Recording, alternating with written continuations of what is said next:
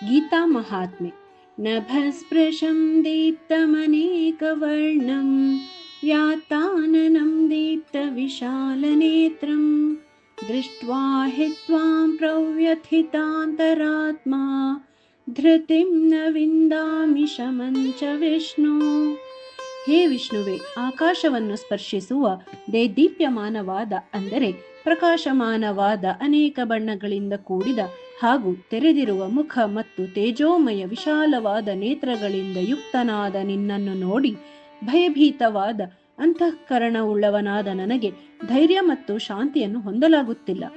ಪೃಥ್ವಿಯ ಭಾರವನ್ನು ಇಳಿಸಲಿಕ್ಕಾಗಿ ಕೃಷ್ಣ ರೂಪದಲ್ಲಿ ಪ್ರಕಟನಾದ ಭಗವಂತನನ್ನು ವಿಷ್ಣು ಎಂದು ಸಂಬೋಧಿಸಿ ಅವನ ವ್ಯಾಕುಲತೆಯನ್ನು ದೂರ ಮಾಡಲು ಈ ವಿಶ್ವರೂಪದ ಸಂವರಣಗೈದು ವಿಷ್ಣು ರೂಪದಿಂದ ಪ್ರಕಟನಾಗು ಎಂಬ ಭಾವವನ್ನು ತೋರಿಸಿದ್ದಾನೆ. 20ನೇ ಶ್ಲೋಕದಲ್ಲಿ ವಿರಾಟ ರೂಪದ ಉದ್ದ ಅಗಲಗಳ ವರ್ಣನೆ ಮಾಡಿ 3 ಲೋಕಗಳು ವ್ಯಾಕುಲವಾಗುವ ಮಾತನ್ನು ಹೇಳಿ ಈ ಶ್ಲೋಕದಲ್ಲಿ ನಭಸ್ಪೃಶಂ ವಿಶೇಷಣದಿಂದ ಅದರ ಅಸೀಮ ಉದ್ದಗಲವನ್ನು ನೋಡಿ ತನ್ನ ವ್ಯಾಕುಲತೆಯ ಹಾಗೂ ಧೈರ್ಯ ಮತ್ತು ಶಾಂತಿಯ ನಾಶದ ವರ್ಣನೆಯನ್ನು ಮಾಡಿದ್ದಾನೆ. 17ನೇ ಶ್ಲೋಕದಲ್ಲಿ ದೀಪ್ತಿಮಂತಂ ಎಂಬ ಪದದಿಂದ ಭಗವಂತನ ರೂಪವನ್ನು ನೋಡುವ ಮಾತನ್ನು ಹೇಳಲಾಗಿತ್ತು ಮತ್ತು ಇಲ್ಲಿ ದೀಪ್ತಂ ಎಂಬ ವಿಶೇಷಣದಿಂದ ಅದನ್ನು ನೋಡಿ ಧೈರ್ಯ ಮತ್ತು ಶಾಂತಿಯನ್ನು ಹೊಂದಲಾಗುತ್ತಿಲ್ಲ.